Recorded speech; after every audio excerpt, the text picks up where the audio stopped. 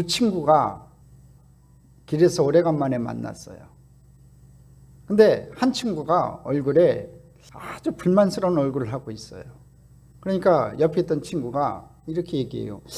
자네 왜 이렇게 얼굴이 어두워? 뭐 불만스럽고 어려운 일이 좀 있나? 그랬더니 이 친구가 대답이 뭐라고 얘기하냐면은 3주 전에 우리 할머니가 갑자기 돌아가셨는데 나에게 2억 원의 유산을 남겨주셨어. 이렇게 얘기합니다. 그러니까 친구가 야, 할머니 돌아가신 건 좀 아쉽지만 그래도 2억 원이나 유산을 남겨주셨으니 얼마나 좋은 일 아닌가. 근데 왜 얼굴이 어두워? 그랬더니 할머니를 너무 사랑했나 봐? 그랬더니 이 친구가 그게 이렇게 얘기해요. 그게 다가 아니야. 2주 전에는 우리 외삼촌이 돌아가시면서 나에게 3억 원의 유산을 더 남겨주셨어. 이렇게 말합니다. 아니 그럼 5억 원이나 생겼는데 가족들이 갑자기 계속해서 죽으니까 가슴이 아파서 그래? 뭐가 불만이야? 그랬더니 이 친구가 또 이렇게 얘기해요. 그게 아니야. 그 정도가 아니야. 지난주에는 우리 고모님이 돌아가시면서 나에게 10억 원의 유산을 남겨주셨어. 아니 그럼 자네 토탈 10억 원의 유산을 받았는데 야, 뭐가 불만이야? 가족들이 계속해서 돌아가서 그렇게 죽어서 가슴이 아픈 거야? 왜 인상을 찡그리고 있어? 근데 내 말 좀 잘 들어봐. 이번 주간에는 아무도 안 돌아가시는 거야. 여러분, 얻은 것에 대해서 감사하지 못하고요, 욕심을 내는 이 탐욕이 문제예요. 그렇지 않아요, 여러분? 이 탐욕은요, 여러분 안 좋아요. 근데 중요한 게 있어요. 탐욕은 안 좋은데요, 이 하나님의 자녀가 받아야 할 이 분복을 받는 것은 여러분이 원해야 돼요. 여러분, 저와 여러분이 하나님의 자녀예요. 그럼 하나님의 자녀가 받아야 될 분복이 있다고요. 그 분복을 받아 누리시는 저와 여러분 되기를 간절히 소망합니다. 오늘 이 시대의 문제가 여러분 어떤 것이 가장 큰 문제라고 생각하십니까? 제가 봤을 땐 이 양극화의 문제예요. 그러니까 가진 사람들은요, 너무 많이 가져서 어쩔 줄 모르고요, 또 없는 사람들은요, 너무 없어서 최소한의 삶을 살지 못해서 고통당하고 괴로워하는 것을 보게 됩니다.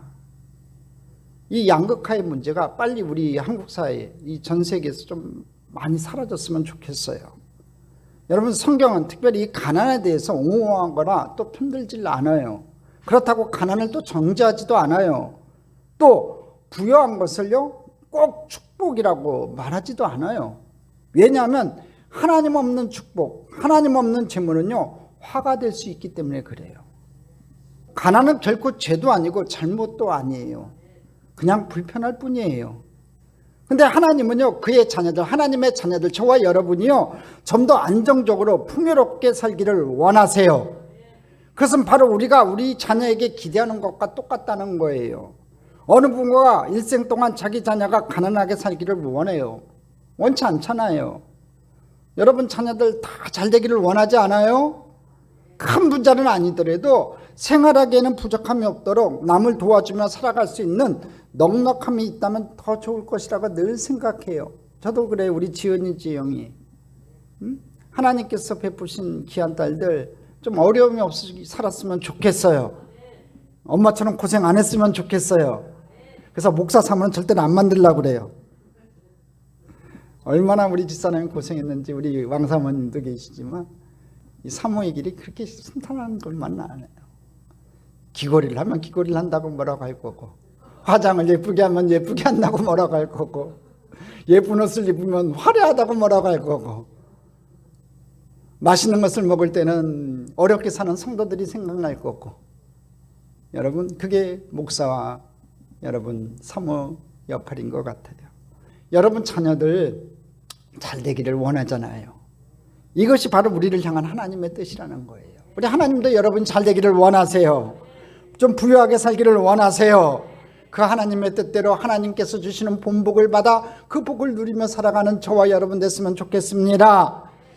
오늘 성경의 내용은요, 이 최악의 가난 속에 처했지만 그곳에서 이 하나님의 축복을 통해 풍성함을 누리는 한 가정의 이야기가 소개되고 있어요. 오늘 성경에는 엘리야 선지자가 등장합니다. 하나님은 어느 날 엘리야를 온 세상의 기근을 만나 먹을 것이 없어서 고통을 당할 때에 시돈 땅 사르밧에 사는 한 과부에게 보내요. 시돈 땅 사르밧은요 이방 지역이에요. 그곳에 사는 여인이니까 이방 여인에게 하나님의 선지자를 보내요. 9절을 한번 읽어보겠습니다. 같이 읽어봅니다. 너는 일어나 시돈에 속한 사르밧으로 가서 거기 머물라. 내가 그곳 과부에게 명령하여 내게 음식을 주게 하였느니라. 지도를 한번 보겠습니다. 이 남북이 갈라져 있을 때요, 북이스라엘, 남유다로 갈라져 있을 때 북이스라엘은 아방이 다스리고 있었고 남유다는 아사방이 다스리고 있을 때였어요. 그때 선지자가 엘리야거든요. 북이스라엘에서 사역했던 선지자가 이 엘리야인데, 하루는 하나님께서 이 시돈 땅이 어디냐면 저 갈릴리 북쪽이에요. 이 갈릴리 북쪽에 있는 시돈 땅의 사르밧으로 여러분 엘리야 선지자를 보냈어요. 자, 엘리야는요 그 과부에게 이 마지막 남은 곡식으로 떡을 만들어 달라고 그래요. 근데 도저히 있을 수 없는 이런 부탁을 받았음에도 불구하고 이 사르밧 과부는요 마지막 남은 곡식으로 엘리야를 대접해요. 시돈에 사는 이방 여인에도 불구하고, 하나님을 믿지 않는 여인임에도 불구하고 이 여인은 하나님을 향한 믿음과 순종의 마음이 있었기 때문에 순종을 해요. 도저히 행할 수 없는 명령, 부탁을 받았음에도 불구하고 이 하나님의 명령에 순종해요. 근데 이 하나님의 말씀에 순종했더니 놀라운 복이 임하게 돼요. 하나님의 축복 문이 활짝 열려져요. 할렐루야. 여러분, 하나님의 축복을 받으려면요 축복의 문이 열려야 돼요. 축복의 문을 활짝 열 수 있는 저와 여러분이 됐으면 좋겠습니다. 한번 따라 합시다. 하나님의 축복의 문을 열자. 여러분, 하나님 축복 받으려면 축복의 문을 열어야 돼요. 이 축복의 문을 여는 저와 여러분이 됐으면 좋겠습니다. 오늘 여러분의 삶의 여건이 어떤지 저는 잘 몰라요. 대충은 알지요. 근데 제가 목사로서 늘 원하는 것이 하나가 있어요. 그게 뭐냐면 우리 성도님들이 너무 어렵게 살지 않았으면 좋겠다는 거예요. 우리 성도님들이 좀 부유하고 또 풍성하게 살기를 저는 원해요. 좀 넉넉해졌으면 좋겠어요. 여러분이 집에 곳간마다 좀 백국이 가득 차고요, 여러분의 양은 들에서 천천과 만만으로 번성하는 귀한 은혜가 있기를 간절히 소망합니다. 여러분이 사람이 아무리 마음에 기쁨이 있고 행복이 있다고 하더라도요 물질에 큰 고통을 당하게 되면요 그 삶은 찌들어 우울해지기 마련이에요. 하나님은요 오늘도 우리가 부유해지길 원하세요. 그러기 위해서 저와 여러분이 하나님께서 원하시는 대로 풍성하게 살기를 위해서 축복의 문을 좀 열어야 돼요. 오늘 우리는 본문의 사르밧 과부를 통해서 축복의 문을 여는 영적 교훈을 깨달아 하나님이 주시는 축복을 받으시는 귀한 주의 백성들 되기를 주님의 이름으로 축원합니다. 자, 그럼 축복의 문을 여는 비결이 무엇일까요? 첫 번째, 하나님의 은혜를 사모해야 돼요. 한번 따라합시다. 하나님의 은혜를 사모하자. 하나님의 은혜를 사모하자. 제가 몇 번 얘기하잖아요. 이 축복 시리즈를 얘기하면서 얘기했던 것 중에 하나가 뭐냐면요, 모든 좋은 것은 위로부터 오는 거예요. 하늘에서부터 내려오는 거예요. 여러분, 위로부터 오는 것은요 다 은혜의 선물이에요. 하나님께서 주시는 은혜의 선물이라고요. 여러분이 원하는 건강, 평안, 형통, 자녀 잘됨, 취직, 좋은 사람 만나 결혼하는 것 등 여러분 원하는 그 모든 것들은요 하나님께서 허락하셔야 돼요. 특별히 모든 이 물질의 축복은요 위로부터, 하나님으로부터 오는 거예요. 확인시켜 드릴게요. 역대상 29장 12절 한번 보겠습니다. 같이 보겠습니다. 부와 기가 주께로 말미암고 또 주는 만물의 주제가 되사 손에 권세와 능력이 있사오니 모든 사람을 크게 하심과 강하게 하심이 주의 손에 있나이다. 보십시오. 부와 기가 주께로 말미암는다고 했어요. 부유하게 되는 건요, 여러분 귀하게 되는 건요 하나님으로부터 말미암는 거예요. 그리고요 모든 사람을 크게 하심과 강하게 하시며 주님의 손에 있어요. 오늘 그 주님의 손에 붙들림 맞는 저와 여러분 됐으면 좋겠습니다. 여러분 한 민족을 크게도 하고 강하게 하는 것도요 하나님의 손에 달렸어요. 또 신명기 8장 18절 한번 볼까요? 같이 읽어봅니다. 내 하나님 야훼를 기억하라. 그가 내게 재물 얻을 능력을 주셨습니다. 여러분 재물 얻을 능력은요 하나님께서 주셔야 돼요. 아무리 내가 움켜잡으려고 해도요 이 손 사이로 빠져나가는 게 재물이에요. 그물을 아무리 쳐다도요 소용이 없어요. 물고기 떼가 그 그물 속으로 몰려들어야 돼요. 재물 얻을 능력, 모든 재물의 축복은요 하나님으로부터 오는 거예요. 오늘 여러분 특별히 박가지사님들이 진정으로 하나님으로부터 이 재물 얻을 능력을 받기를 주님의 이름으로 축원합니다. 여러분 신명기 28장 12절이에요. 같이 읽어보겠습니다. 야훼께서 너를 위하여 하늘의 아름다운 보고를 여시사 내 땅에 때를 따라 비를 내리시고 내 손으로 하는 모든 일에 복을 주시리니 내가 많은 민족에게 구워줄지라도 너는 꾸지 아니할 것이요. 여러분 하늘나라에는요 보물찾고가 있대요. 여러분 집에도 혹시라도 보석들을 모아놓은 함이 있으면 그 함은 예쁠 거 아니에요. 귀하지 않아요 여러분? 근데 하늘에 있는 이 보물창고, 성경에 뭐라고 되어 있냐면 하늘의 아름다운 보물창고래요. 근데 하나님께서 그 하늘의 아름다운 보물창고를 여시사, 그 보물창고에는 여러분이 소망하는 것들이 다 들어있어요. 취직의 문제, 진학의 문제, 또 여러분 자녀의 앞길의 형통의 문제, 건강의 문제, 재물의 축복의 문제, 그것들을 원하는 것들이 그 하늘의 아름다운 보고 속에는 다 있다고요. 근데 하나님께서 너를 위하여, 여러분을 위하여, 우리 참좋게 성도들을 위하여 오늘 하늘의 아름다운 보고를 여사 때를 따라 단비를 내리시는, 여러분 필요할 때마다 하나님께서 단비를 내리시는 귀한 은혜로 여러분에게 내려주실 줄 믿습니다. 여러분 보고를 열어야 돼요. 축복의 문을 활짝 열어야 돼요. 여러분 다시 한번 말씀드립니다. 인간에게 오는 축복은요 하나님에게서 오는 거예요. 이것이 바로 은혜라는 거예요. 은혜가 없으면 축복이 없어요. 한번 생각해 보십시오.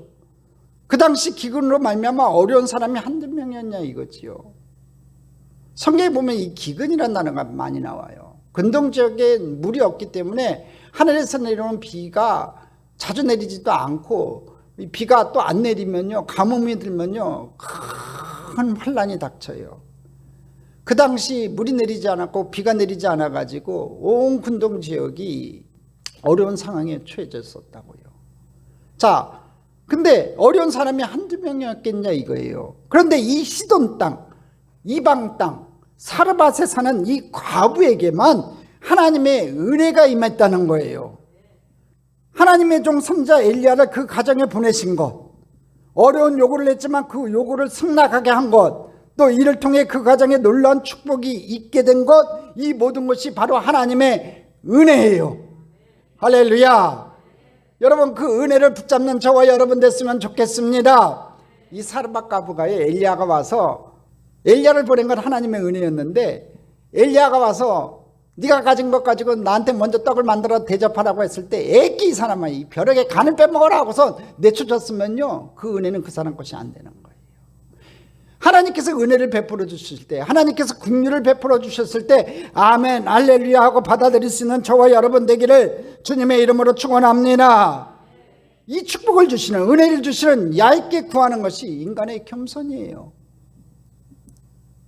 여러분 사랑하는 성도 여러분, 오늘도 우리를 부욕해 하시고 우리를 필요를 채우시는 야훼 이 하나님 앞에 하늘의 은혜를 허락해 달라고, 보고가 열리게 해달라고, 축복의 문이 열리게 해달라고 담대히 기도할 수 있게 되기를 주님의 이름으로 소망합니다.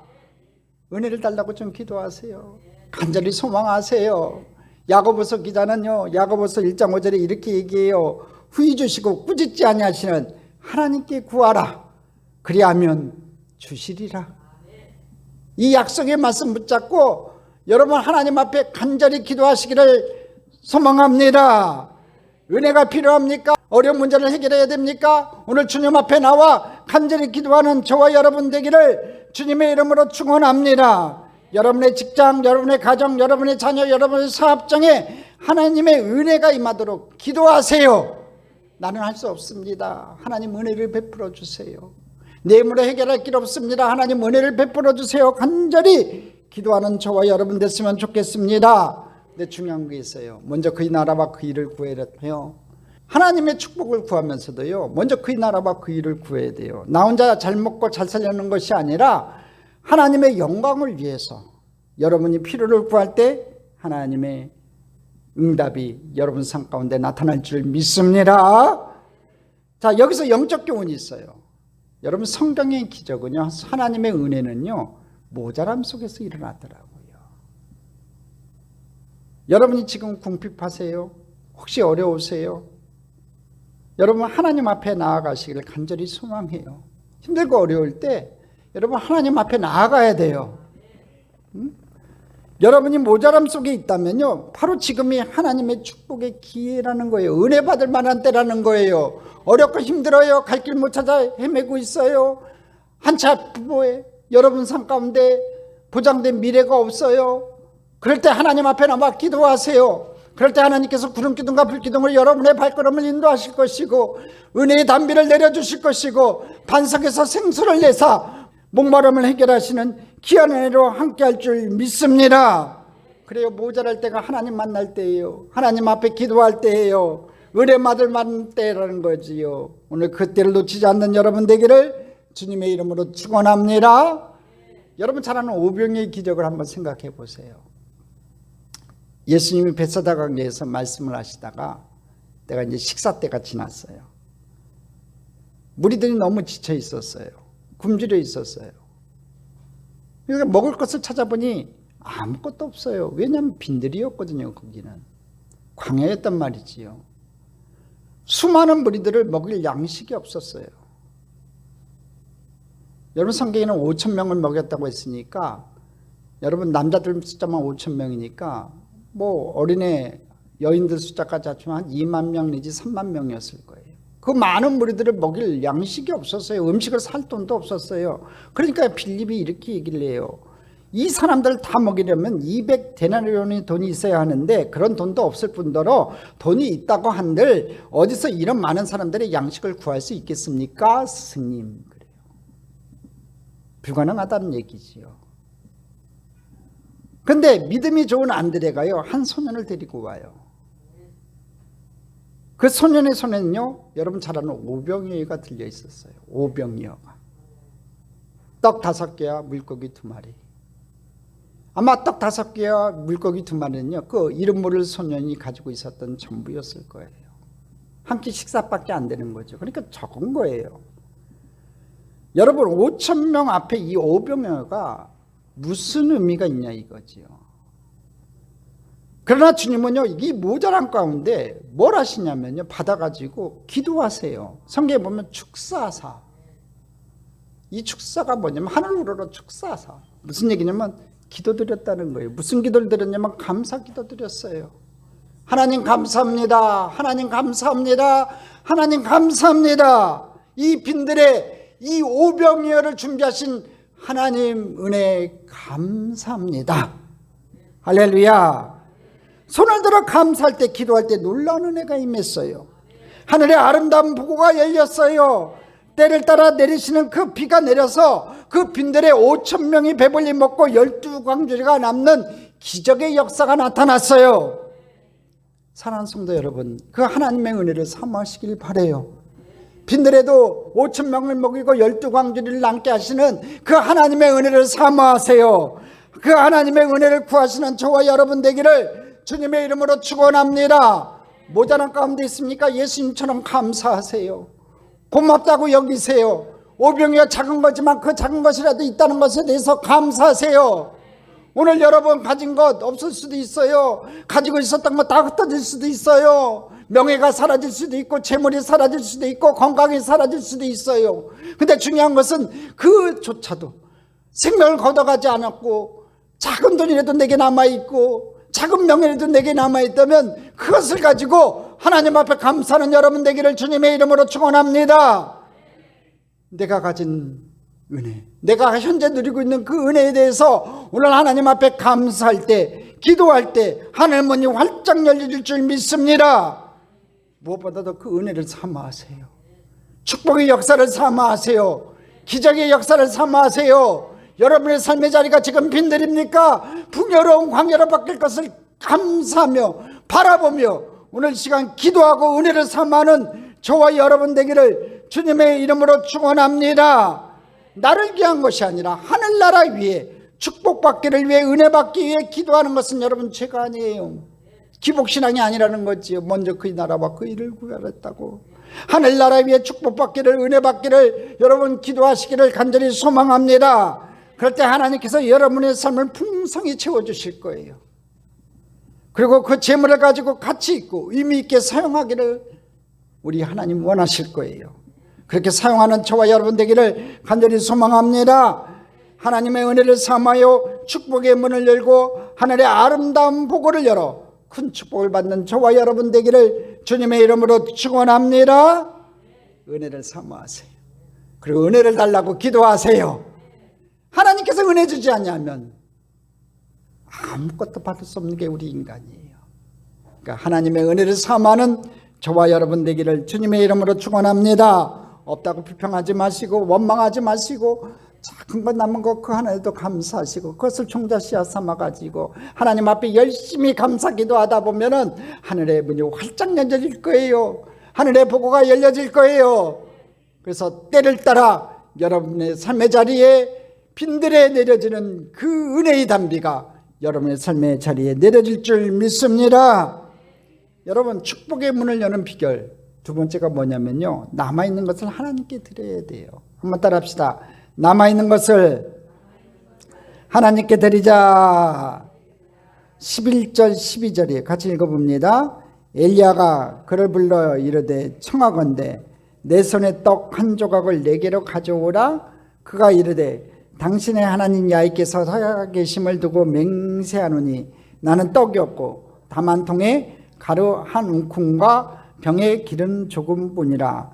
내가 나뭇가지 둘을 주어다가 나와 내 아들을 위하여 음식을 만들어 먹고 그 위에 죽으리라.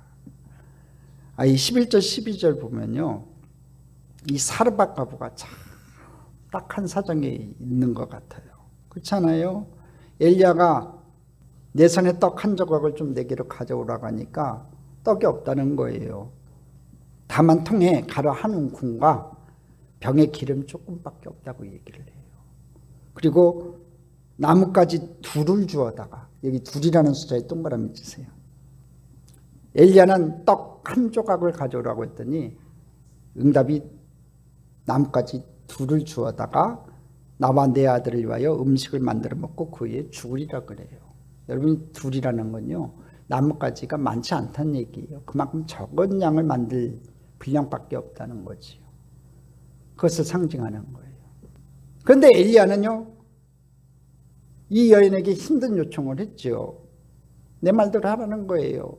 그러면 하나님이 너를 축복할 것이라고 그래요. 13절 14절이에요. 같이 읽어봅니다. 엘리야가 그에게 이르되 두려워하지 말고 가서 내 말대로 하려니와 먼저 그것으로 나를 위하여 작은 떡 한 개를 만들어 내게로 가져오고 그 위에 너와 내 아들을 위하여 만들라. 이스라엘 하나님 야훼의 말씀이 나 야훼가 비를 지면에 내리는 날까지 그 통에 가루가 떨어지지 아니하고 그 병에 기름이 없어지지 아니하리라 하셨느니라. 엘리야가 그래도 요청을 해요.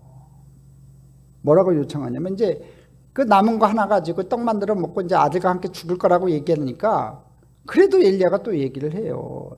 두려워하지 말고 가서 내 말대로 하라는 거죠. 그래서 떡 한 개 만들어, 두 개 만들라는 얘기 안 해. 떡 한 개 만들어서 나한테 가져오라는 거예요. 그리고 너희들 먹으라는 거예요. 그리고 하나님께서 말씀하셨는데 뭐라고 말씀하셨냐면, 나 야훼가 비를 지면에 내리는 날까지 그 통에 가루가 떨어지지 아니하고 그 병의 기름이 없어지지 아니하리라.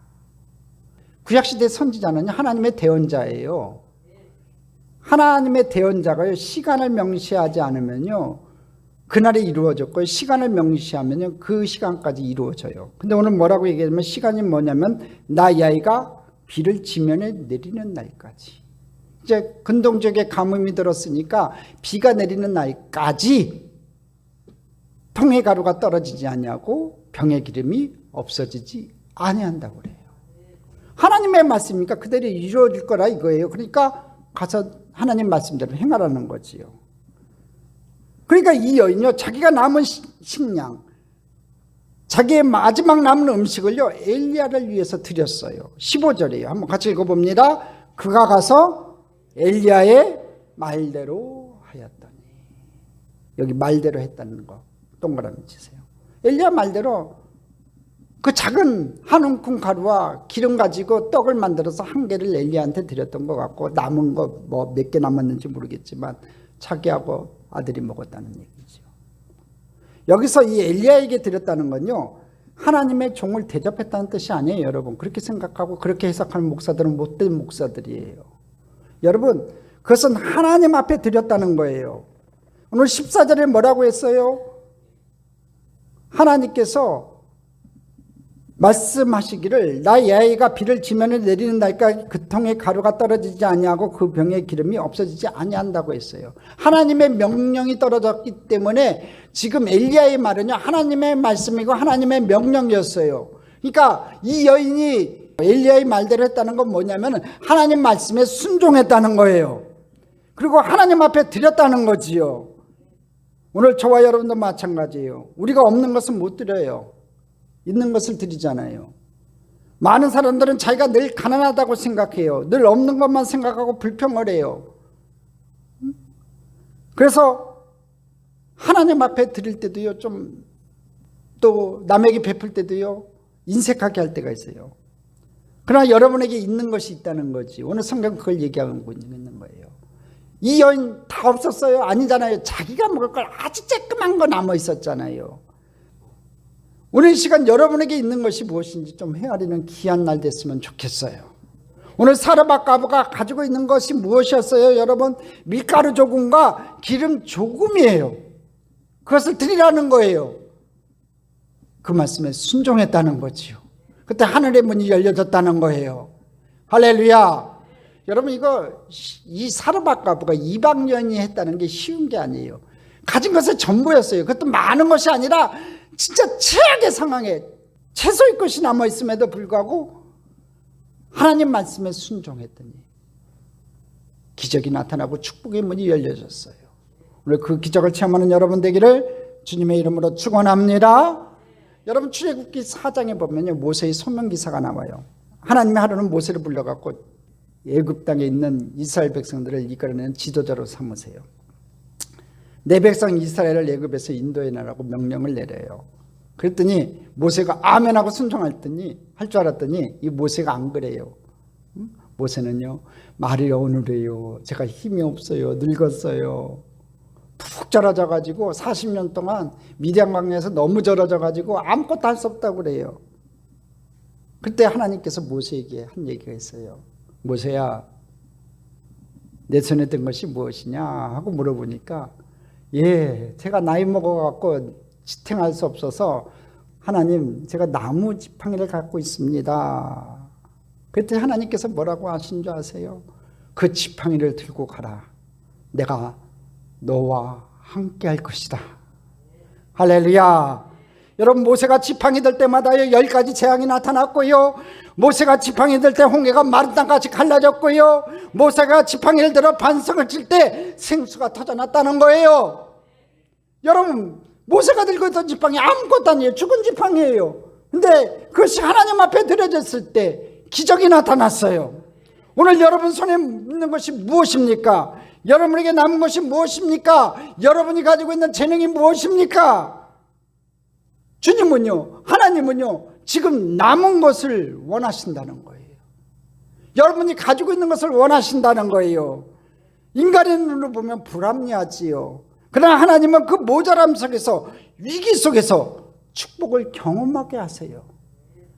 믿음을 가지고 내가 시간이 없어도 하나님 앞에 헌신하며, 내가 믿음을 가지고 내가 가지고 있는 재능을 가지고 하나님 앞에 헌신하고, 내가 세상 일에 바쁘지만 더 하나님 앞에 나와 기도하고, 내가 가진 것이 없지만 최선을 다해 하나님 앞에 헌신할 때 하나님께서는 그 믿음의 모습을 보시고 하나님께서 은혜를 베풀어 주시는 겁니다. 그것이 하늘문을 활짝 여는 거예요.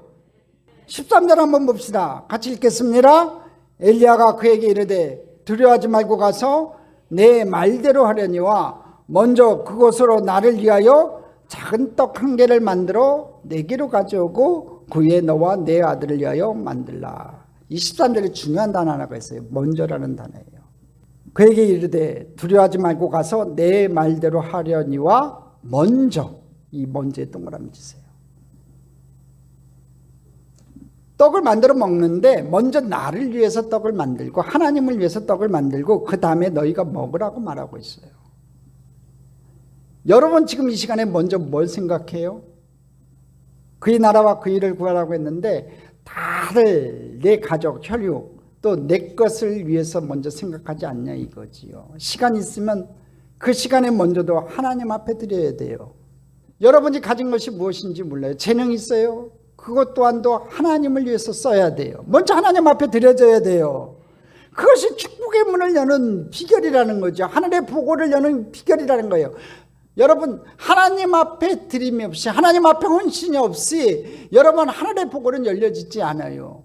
여러분 기도하지도 않고 하나님 말씀 보지도 않고 하나님 앞에 땀 흘리지도 않고 하나님의 축복을 받기를 원하고 하나님의 은혜를 받기를 원하는 건요, 그건 나쁜 생각이에요. 여러분 진짜로 하나님의 은혜를 원한다면요 하나님 앞에 드림이 있어야 돼요. 이 드림이라는 거 꼭 돈 얘기하는 게 아니에요. 재물을 얘기하는 게 아니에요. 여러분이 가진 거 있는 거 제가 뭔지 모르지요. 여러분이 가장 소중하게 생각하는 게 뭔지 모르지요. 제가 어떻게 알겠어요. 근데 하나님은 아신다는 거예요. 그래서 먼저 내게 달라고 얘기하는 거예요. 여러분 시간 귀한 사람들 많아요. 노세 젊어서 늙어지면 못 너나니 하고서 주일날 주님 앞에 나오는 게 아니라 세상에 달려나가서 세상에 놀 게 얼마나 많아요. 이 코로나 바이러스인데도 불구하고요 들러산로 놀러 다니는 사람 얼마나 많아요. 그 들러산로 놀러 가는 것이 아니라 하나님 앞에 나와 기도하고 하나님 앞에 나와 말씀 듣고 은혜 받는 것이 소중하다는 거지요. 먼저 할 것이 있다는 거예요. 먼저 여러분이 무엇을 생각하는고 여러분이 무엇이 가장 소중하다고 생각하는지 모르지만 하나님 그 먼저를 내게 달라고 그러는 거예요.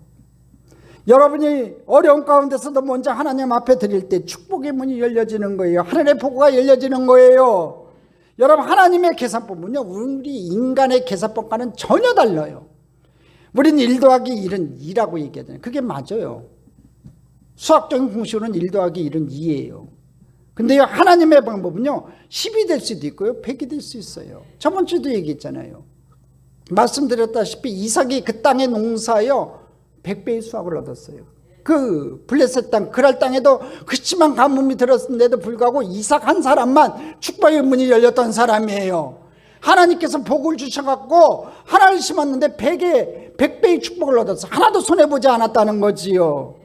이것이 하나님의 계산법이에요. 하나님의 은혜의 법이에요. 오늘 본문의 이방 여인 사르밧 가부는요 남아있는 것을 모든 것을 하나님께 드렸어요. 하나님께 드릴 때 그것이 큰 헌신이 되었다는 거지요. 하나님 말씀에 순종할 때 여러분 그것이 큰 축복의 헌신이 됐다는 거예요. 오늘 저와 여러분들요 하나님이 말씀하시면 이 목사님이 말씀하시면이 아니라 목사가 가라사대가 아니라 하나님이 가라사대 하면 아멘하고 순종하시는 여러분 되기를 바랍니다. 이 하나님의 가라사대는요 이 목사님이 설교 중에 한 그 말씀에 은혜 받을 수도 있고요 말씀을 묵상하다가도 하나님께서 은혜를 주실 때가 있어요. 열심히 기도해라 그러면 기도하세요. 주의전에 나와서 열심히 봉사하라 그러면 봉사하세요. 전도하라 그러면 입을 열어 전도하세요. 예수님이 나의 구세주 되시고 여러분의 구세주가 되심이라고 담대하게 증거하는 여러분 되기를 주님의 이름으로 축원합니다. 예수님께서요 어느 날 성전에서 이 연복계 옆에 앉아 계세요. 헌금통 옆에 앉아 계셨다는 거예요.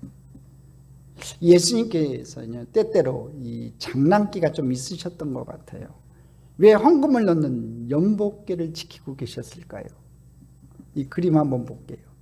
어떤 그림이 제일 좋을까 했더니 저 그림이 제일 좋아요. 지금 예수님과 제자들이 연복계를 유심히 살펴보고 있고요.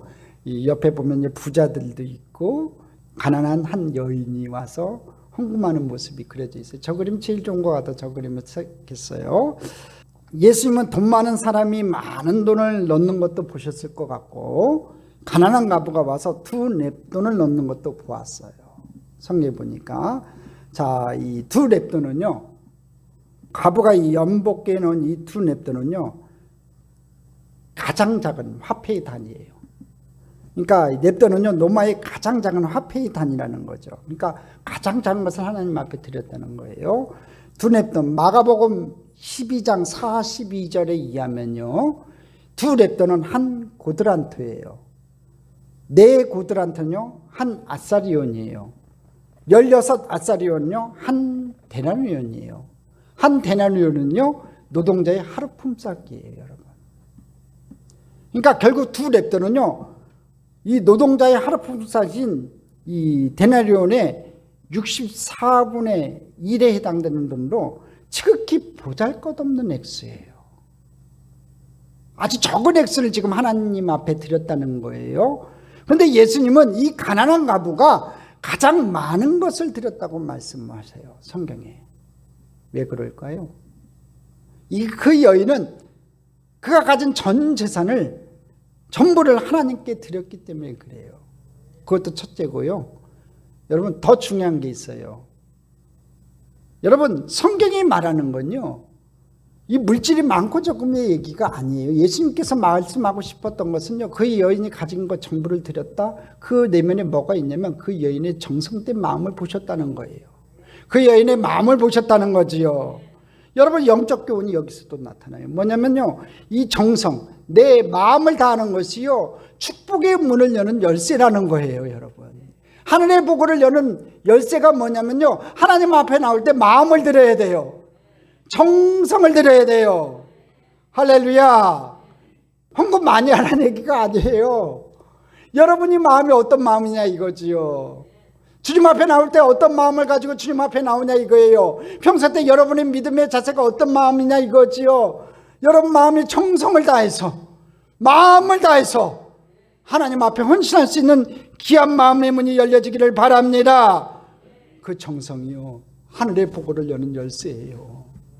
여러분, 정성을 다해 하나님 앞에 나아가고 하나님을 섬길 때요, 하늘의 보고가 열려질 거예요.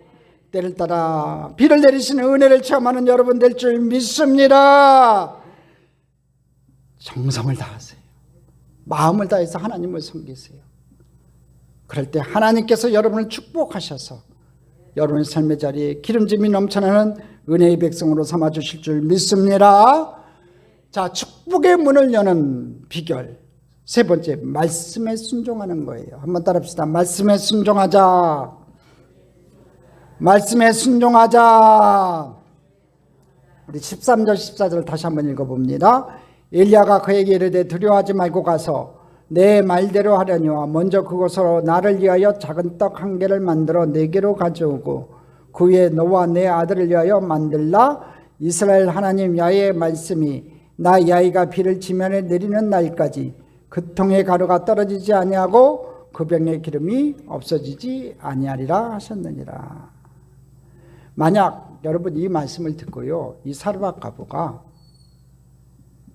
여러분 엘리야를 하나님의 종으로 인정하지 않았고 그가 전하는 이 하나님의 말씀을 신뢰하지 않았다면요, 여러분 이 사르밧 과부는요 그렇게 할 수가 없었어요. 그 말씀대로 순종할 수 없었다는 거죠.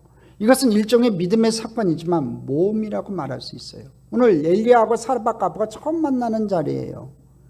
이 사르밧 과부는 그래도 북이스라엘 적경에 살고 있었기 때문에 이방 땅에 살고 있었지만 엘리야 선지자에 대해서 소문을 들었을 거예요. 갈멜산에서 승리했다는 소문도 들었을 것이고 엘리야 선지자가 활동하는 것을 들었을 거예요. 그럼에도 불구하고 이방 땅의 여인이었기 때문에 엘리야 선지자 무시할 수 있었어요. 들은 척도 안 할 수도 있어요. 지금 당장 남은 것 쬐끔 가지고 자기가 먹을 떡을 만들어야 되는데 자기 아들이 먹고 죽으려고 마음먹을 정도로 마지막 남은 극한의 상황에 몰린 그것을 달라고 할 때 이 여인의 액션은요 모험일 수 있었어요. 그렇지만 이 여인은 그 말씀에 순종해요. 이 사르밧 과부는요 엘리야로부터 이 하나님의 말씀을 전해 들었죠. 중요한 것은 이 여인이 그 말씀을 신뢰했다는 거예요. 그 말씀을 믿었다는 거지요. 그녀가 하나님의 종에게 먼저 떡을 만들어 드린다면 기근이 끝날 때까지 이 통의 가루와 병의 기름이 다함이 없을 것이라는 그 약속의 말씀을 그대로 믿었어요. 그러니까 15절 이렇게 행하죠. 15절 읽어봅니다. 그가 가서 엘리야의 말대로 하였더니. 여러분 누구의 말을 들었어요? 엘리야의 말을 들었어요. 선자, 하나님의 선자의 말에 순종했다는 거예요. 다시 말하면 하나님 말씀을 신뢰하고 그 말씀에 순종했다는 거예요. 여러분 한 여인의 순종이 가족에게 풍성함을 가져다 줬어요. 여러분 이 여인의 순종은요, 여러분 거기서 끝나지 않아요. 이 한 여인의 순종이요, 자기 아들이 다시 살아나는 축복을 체험해요. 여러분 이 여인에게는 계속해서 어려움이 생겨요. 17절 또 23절까지 한번 읽어봅니다. 17절 읽어보겠습니다. 이르에 그 집 주인 되는 여인의 아들이 병들어 증세가 심히 위중하다가 숨이 끊어진지라. 아유 세상에나, 이 못 먹어서 그런지 몰라도 이 아들이 죽었어요. 그러니까 이제 엘리야가 뭐라고 얘기하냐면 19절 읽어봅니다. 엘리야가 그에게 그 아들을 달라 하여 그를 여인의 품에서 받아 안고 자기가 거처하는 다락에 올라가서 자기 침상에 누이고 20절 야곱께 부르짖어 이르되 내 하나님 야훼여 주께서 또 내가 우고하는 집 과부에게 재앙을 내리시어 그 아들이 죽게 하셨나이까 하고 21절 그 아이 위에 몸을 3번 펴서 엎드리고 야곱께 부르짖어 이르되 내 하나님 야훼여 원하건대 이 아이 혼으로 그의 몸에 돌아오게 하옵소서 하니 22절 야곱께서 엘리야의 소리를 들으심으로 그 아이 혼이 몸으로 돌아오고 살아난지라. 23절 엘리야가 그 아이를 안고 다락에서 방으로 내려가사 그의 어머니에게 주며 이르되 보라 내 아들이 살아났느니라. 여러분 본문에 보면요, 죽은 아들을 달라는 엘리야 말이에요. 사르밧가부가 순종해요. 막 아들 부여잡고 혹할 수 있죠. 엘리야를 향해서 원망할 수 있잖아요. 네가 하나님의 종이냐, 선지자냐, 네가 원해서 떡 하나 줬더니 우리 아들 데려가냐고 원망할 수도 있었잖아요. 근데도 불구하고요, 엘리야가 네 아들 내게 달라고 하니까요 아무 말도 않고 순종해요. 순종해서 엘리야에게 아들을 맡길 때 아들이 다시 살아났어요. 여러분 이 말씀의 순종이요, 마지막 남은 것은 하나님께 드리는 이 여인의 결단, 말씀에 순종하고 신뢰함으로 자신의 모든 것을 드린 결단, 죽은 아들도 믿음으로 맡기는 이 여인의 결단, 그것이 바로 축복의 문을 여는 비결이에요. 말씀에 순종하고 결단하는 것, 그것이 천국의 복을 여는 비결이라는 거예요. 여러분도 하나님 말씀 주시면 아멘하고 순종하세요. 여러분 말씀 속에 하나님의 감동으로 주는 말씀이 있으면 그 말씀에 순종하세요. 그 말씀에 순종하세요. 아멘만 하지 마시고 진짜로 순종하세요. 그럴 때 하늘 문이 열려져요. 축복받는다는 거지요. 축복은 아무나 받는 게 아니에요. 이 여인과 같이 말씀에 순종하는 자에게 하나님께서 주시는 거예요. 여러분 세계적 마케팅 전문가로요, 유명한 조 피티라는 사람이 있어요. 이분은요 지금은 아주 부유하게 됐지만 한때는 아주 어려운 삶을 살았어요. 결혼을 하고 아내가 암에 걸려서 투병을 하다 보니 가진 재산 다 날라갔어요. 아내도 마침내 죽었어요. 어느 날 아기 분유를 사러 가는데요, 자기 주머니에 $4밖에 없어요. 추운 겨울 거리를 지나가는데 여러분 한 가족이 먹을 것도 없이 구걸을 하고 있어요. 도와달라고 외치고 있어요. 너무 불쌍해 보여요. 도와주고 싶은데 자기에게는 $4밖에 없어요. 자기 호주머니에 $4밖에 없어요. 도울 수가 없었지요. 자기 집에 아기가 있는데 그 아기 살 분유값밖에 안 되는 거예요. 그래서 그냥 지나가려고 하는데 자꾸 하나님께서요 마음에 감동을 줘요. 하나님의 음성이 들려줘요. 도와주라고, 저 사람들을 도와주라고. 그냥 계속해서 길을 가는데도 불구하고 자꾸 하나님의 음성이 들리고 자꾸 그 사람들이 생각이 나서 돌아가가지고 자기가 가지고 있는 $4 중에서 딱 $2를 잘라서 줬대요. 그리고 자기는 그 $2 가지고 작은 분유 하나 사갖고 돌아왔대요. 놀라운 사실은요, 그렇게 $4 중에 $2를 도와주고 그의 마음속에요 기쁨이 샘솟기 시작했어요. 가진 재산 다 사라지고 아내도 죽고 마음속에 고통 속에 있었는데 희한하게 하나님의 음성의 말씀, 하나님의 말씀에 순종해서 그 추운 겨울날 고생하고 있는 그 사람들에게 $2가 무슨 큰돈이겠어요. 그럼에도 불구하고 하나님의 말씀에 순종해서 그 사람들에게 $2를 주고 돌아오자마자 마음속에 기쁨이 샘솟기 시작해요. 그리고 사업의 문이 열려지기 시작해요. 그런 예전에 잃어버렸던 모든 것을 다 회복했다는 거예요. 하나님 말씀에 순종했더니 하나님의 축복의 문이 열려졌다는 거예요. 할렐루야.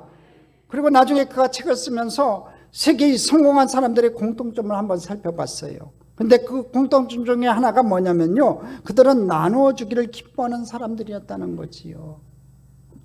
베풀고 나누어주는 사람이요 세계적인 부자들이래더라 이거예요. 그것이 바로 성경의 원리예요. 여러분, 어떤 사람들은 과도히 아껴도 늘 가난한 사람들이 있어요.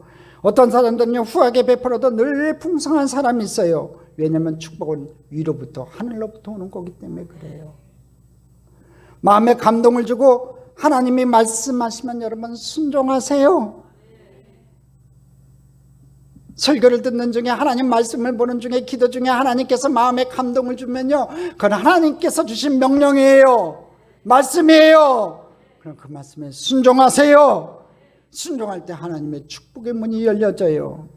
누가복음 6장 38절에 주시는 말씀이 있어요. 우리 다 같이 읽어봅니다. 주라, 그리하면 너에게 줄 것이니 곧 후이 되어 누르고 흔들어 넘치도록 하여 너에게 안겨주리라.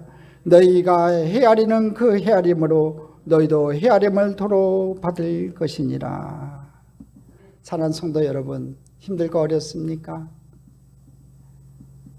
힘들고 어려운 가운데서도요, 더 힘들고 어려운 사람들 도와보고 살펴보고 여러분 또 하나님을 섬기는 일, 이웃에게 베푸는 일에 인색하지 않기를 간절히 소망합니다. 이 하나님 말씀에 순종하는 것이 하늘의 보고를 여는 열쇠가 돼요. 또 축복의 문을 여는 열쇠가 된다는 거예요.